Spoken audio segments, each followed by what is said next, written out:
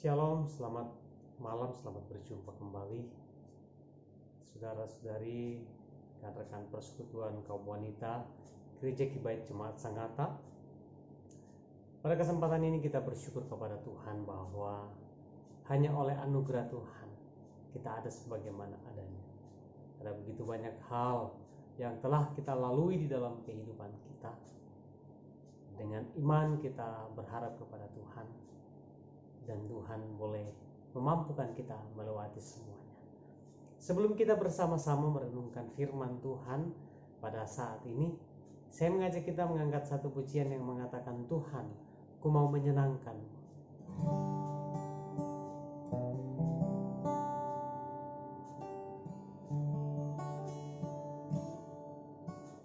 Tuhan, ku mau menyenangkan-Mu.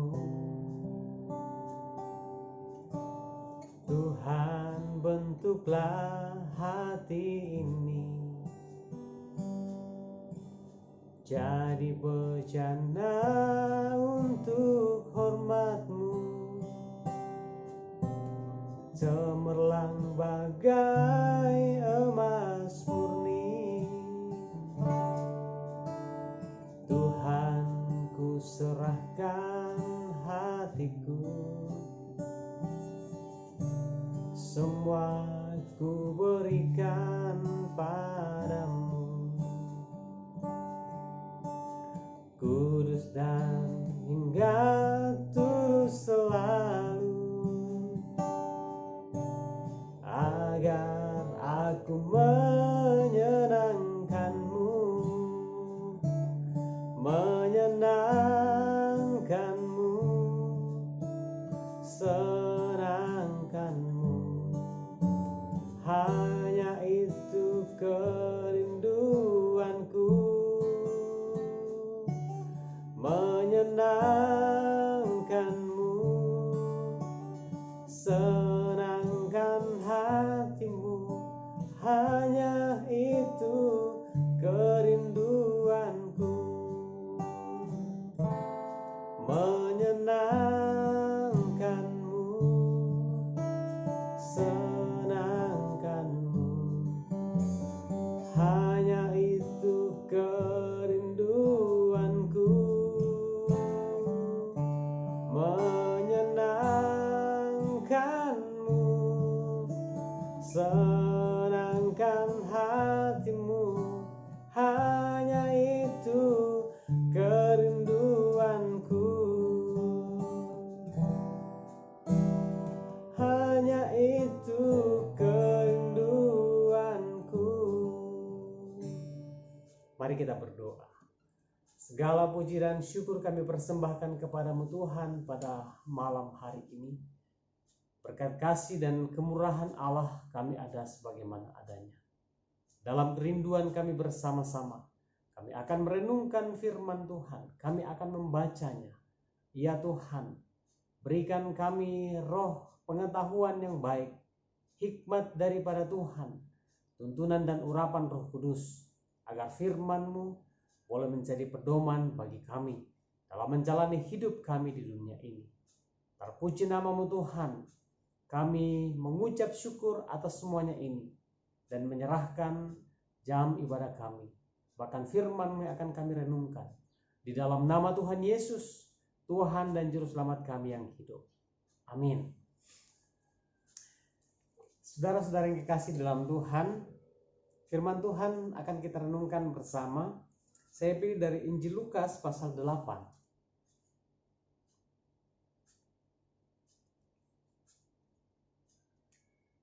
Injil Lukas pasal 8 ayat 48 sampai dengan ayatnya yang ke-51. Injil Lukas pasal 8 ayatnya yang ke-48 sampai dengan ayatnya yang ke-51. Firman Tuhan berbunyi seperti berikut. Maka katanya kepada perempuan itu, "Hai anakku, imanmu telah menyelamatkan engkau. Pergilah dengan selamat." Ketika Yesus masih berbicara, datanglah seorang dari keluarga kepala rumah ibadat itu dan berkata, "Anakmu sudah mati, jangan lagi engkau menyusahkan guru." Tetapi Yesus mendengarnya dan berkata kepada Yairus, "Jangan takut, percaya saja dan anakmu akan selamat."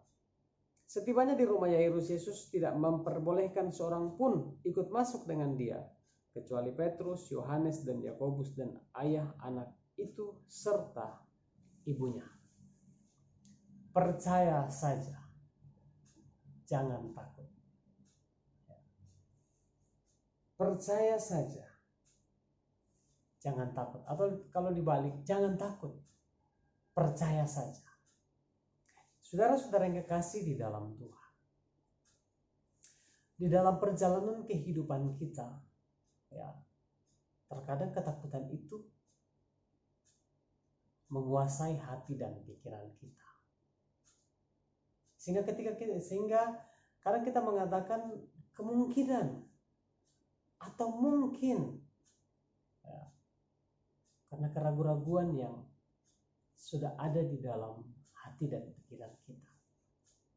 Saudara-saudara yang kekasih di dalam Tuhan, di dalam pembacaan kita pada saat ini, kalau kita membaca dari ayatnya yang ke-40, kita akan menemukan dua kasus. Kasus yang pertama yaitu di mana seorang perempuan yang telah mengalami sakit pendarahan yang cukup lama, ketika dia menjamah jubah Tuhan Yesus, maka dia mengalami kesembuhan. Dan Yesus merasakan hal itu. Yesus merasakan bahwa ada sesuatu, ada kuasa atau ada kekuatan yang keluar dari dalam dirinya. Kemudian kasus atau peristiwa yang kedua, yaitu anak Yairus yang dibangkitkan. Saudara-saudara yang kekasih di dalam Tuhan, di sini Yesus memberikan satu penegasan yang sungguh luar biasa. Yesus katakan, jangan takut, percaya saja. Apa maksudnya?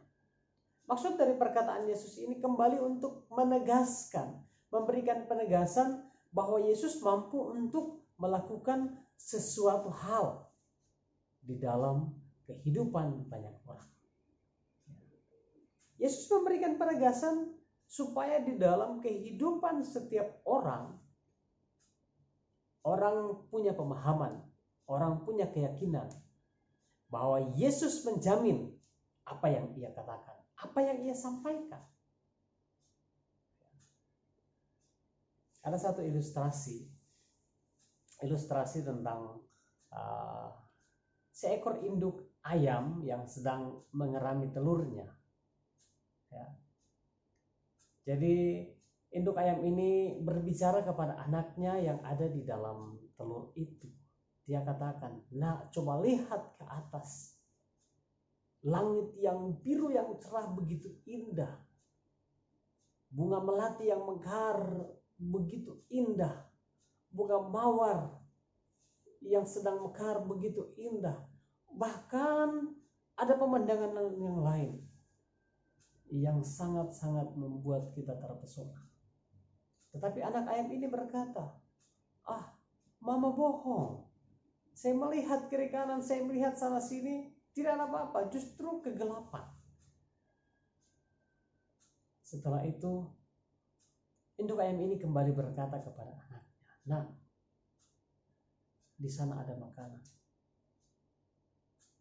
Makanan ini lezat sekali, sangat enak rasanya." Tetapi anak ayam yang ada di dalam telur itu kembali protes. Dia katakan, Mama tukang tipu ya. Mama tukang bohong. Saya tidak merasakan apa-apa. Makanan apa yang Mama maksudkan? Saudara-saudara yang kekasih di dalam Tuhan, terkadang dalam perjalanan kehidupan kita meragukan tentang janji Allah di dalam kehidupan ini. Kita meragukan firman Tuhan di dalam kehidupan kita. Tuhan sudah katakan, jangan takut, percaya saja.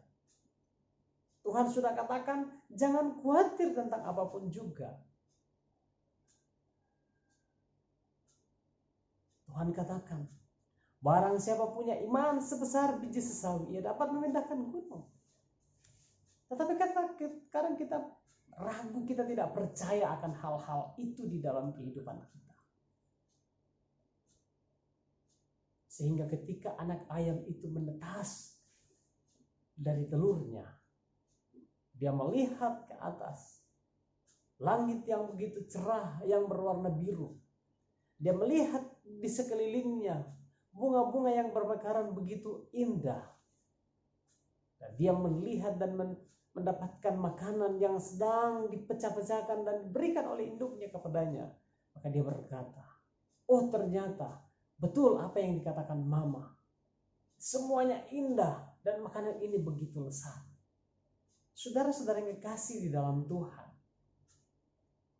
ketika Yesus memberikan penegasan ini, ada dua orang yang sedang bermohon di dalam kehidupannya, yaitu perempuan yang sedang mengalami pendarahan dan orang tua atau anak dari yang sudah meninggal, yaitu Pak Yairus. Saudara-saudara yang kekasih di dalam Tuhan, Tuhan menginginkan bahwa di dalam kehidupan kita tetap berharap kepada Tuhan. Ada dua orang yang sedang bermohon, yang mana yang dijawab duluan? Doa siapa yang dikabulkan dulu oleh Tuhan? Yang pertama yang dikabulkan adalah yang sakit pendarahan. Apa bedanya dengan anak Yairus? Bedanya yaitu yang satu sungguh-sungguh percaya kepada Tuhan, yang satu belum. Perempuan yang sakit pendarahan ini punya keyakinan di dalam dirinya. Dia katakan, asal ku jamah saja ujung jumbanya, maka aku pasti akan sembuh.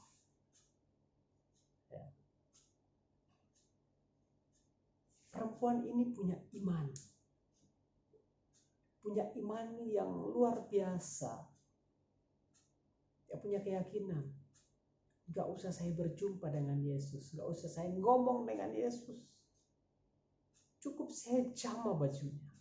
Cukup saya sentuh jubahnya. Maka saya akan sembuh. Saudara-saudara yang dikasih di dalam Tuhan. Di dalam kehidupan kita, Tuhan ingin kita seperti perempuan ini. Yang punya iman. Yang begitu yakin akan keselamatan, akan kesembuhannya. Oleh karena itu Yesus menegaskan, jangan takut. Percaya saja. Ya. Yesus minta satu hal ini. Percaya saja. Unsur ini yang dimiliki oleh perempuan ini, sehingga Yesus harus menunda perjalanannya menuju ke rumah Yairus. Yesus harus menyelesaikan pelayanan ini. Yesus harus berjumpa dengan perempuan ini. Ya. Sehingga anaknya Yairus meninggal di rumahnya. Tetapi apakah Yesus tidak tahu? Yesus tahu bahwa anak Yairus sedang sekarat. Tetapi apa yang Yesus inginkan dari diri seorang Yairus? Yesus mau supaya Yairus punya iman seperti yang dimiliki oleh perempuan ini. Yesus ingin supaya kehidupan keluarga Yairus memiliki iman, memiliki tingkat kepercayaan yang sempurna kepada Tuhan Yesus. Ya, bayangkan firman Tuhan berkata di dalam ayat yang ke-48. Maka katanya kepada perempuan itu, hai anakku, imanmu telah menyelamatkan engkau. Pergilah dengan selamat. dengan iman yang dimiliki oleh perempuan ini, dia selamat. Dia memiliki hidup. Dia mengalami kesembuhan. Dia mengalami pemulihan yang begitu luar biasa. Yang Yesus buat, yang Yesus nyatakan di dalam kehidupannya. Sehingga Yesus katakan, pergilah dengan imanmu. Apa maksud dari perkataan Yesus ini? Pergilah dengan imanmu. Yesus katakan, pergilah. Artinya bahwa perlihatkanlah kepada semua orang. Apa yang mau diperlihatkan? Imannya kepada Yesus. Iman yang bagaimana? Dia harus menyaksikan bahwa karena Yesuslah dia mengalami kesembuhan. Saudara-saudara yang dikasih di dalam Tuhan, terkadang di dalam kehidupan kita, ketika kita sudah mengalami mujizat dari Tuhan, ketika kita sudah mengalami pemulihan dari Tuhan, terkadang kita tidak menyaksikannya kepada orang. Ya. Bahkan terkadang kita lupa untuk bersyukur kepada Tuhan. Iman yang Yesus inginkan dimiliki oleh setiap orang percaya. Yesus katakan, jangan takut, percayalah, supaya kita memiliki iman yang sejati. Kemudian yang berikut, ayatnya yang ke-50, firman Tuhan katakan, tetapi Yesus mendengarnya dan berkata kepada Yairus, jangan takut, percaya saja dan anakmu akan selamat. Di balik perkataan Yesus ini, Yesus memberikan harapan. Yesus memberikan janji. Yesus memberikan jaminan kepada Yairus bahwa anaknya pasti akan selamat. Anaknya pasti akan hidup dengan satu syarat, ketika dia percaya. Saudara-saudara yang dikasih di dalam Tuhan, sesuatu hal yang mustahil terjadi. Seorang anak yang sudah mati bisa hidup kembali. Tetapi inilah jaminannya yang Yesus berikan kepada setiap orang percaya kepadanya. Inilah janji yang Yesus berikan kepada orang yang sungguh-sungguh berharap kepadanya. Sehingga ketika Yesus tiba di rumah Yairus, di sanalah Yesus memperlihatkan apa yang ia sudah sampaikan, apa yang ia sudah katakan kepada Yairus. Saudara-saudara yang dikasih di dalam Tuhan, di dalam pelayanan Yesus ini ada begitu banyak orang yang sedang berbondong-bondong. Bahkan murid Yesus berkata, janganlah engkau menyusahkan guru karena anak itu sudah mati. Kalau di dalam Injil Matius, Yesus katakan, di sana firman Tuhan katakan, Yesus tidak mendengarkan apa kata mereka. Yesus tidak mendengarkan omongan-omongan orang bahwa anaknya sudah mati. Tetapi di dalam Injil Lukas, Yesus memberikan penegasan kepada Yairus bahwa apa yang disampaikan oleh Yairus itu didengar oleh Yesus. Permohonan Yairus didengarkan oleh Yesus. Sehingga Yesus katakan, gak usah takut, percaya saja. Saudara-saudara yang dikasih dalam Tuhan, dalam menjalani kehidupan kita di dunia ini, mari tetap berharap kepada Tuhan. Karena Yesus sudah sampaikan kepada kita, jangan takut, percaya saja. Apalagi di tengah-tengah pandemi yang sedang kita hadapi saat ini. Di tengah-tengah pergumulan hidup yang semakin meningkat, semakin menumpuk. Tantangan kehidupan semakin besar kita hadapi dalam kehidupan ini. Firman Tuhan datang kepada kita, katakan jangan takut. Ya. Jangan takut. Ya, hari Senin kemarin kita boleh mendengarkan renungan firman Tuhan yang disampaikan oleh Ibu Wiwin, bahwa hidup dan mati kita ada di dalam tangan Tuhan. Kalau hidup dan mati kita ada di dalam tangan Tuhan, ngapain kita mau repot-repot dengan yang lain? Ngapain kita mau takut dengan yang lain? Cukup kita percaya kepada Tuhan. Toh juga kalau hari ini kita susah, Tuhan pasti memberikan kita kelegaan. Toh juga kalau hari ini kita sakit, kita percaya kepada Tuhan. Tuhan yang akan menjamah dan memulihkan keberadaan kita. Toh juga kalau hari ini virus corona belum pulang ke rumahnya, toh Tuhan juga yang akan melindungi kita. Amin. Jangan takut dengan berbagai hal. Takutlah kepada Tuhan. Ya. Takutlah kepada Tuhan, sang pemilik kehidupan ini. Bersama dengan Tuhan, kita pasti bisa. Lagu yang kita nyanyikan tadi, mari dalam kehidupan ini kita mau terus hidup menyenangkan Tuhan. Mari dalam kehidupan ini kita mau terus dikuduskan selalu, sampai kita tulus untuk mengiring Tuhan dalam sepanjang kehidupan ini. Mari ibu-ibu yang kekasih dalam Tuhan, kita satu di dalam doa. Kita berdoa. Segala puji dan syukur kami persembahkan kepadamu Tuhan pada kesempatan malam hari ini. Kami mengucap syukur bahwa pertolongan Tuhan indah di dalam kehidupan ini. Meskipun kami menghadapi begitu banyak tantangan dan pergumulan hidup, tetapi firman Tuhan datang kepada kami untuk tidak pernah takut, untuk tidak pernah khawatir akan apapun juga, tetapi tetap percaya kepada Tuhan bahwa Tuhan akan menuntun dan menggembalakan kehidupan kami siang dan malam.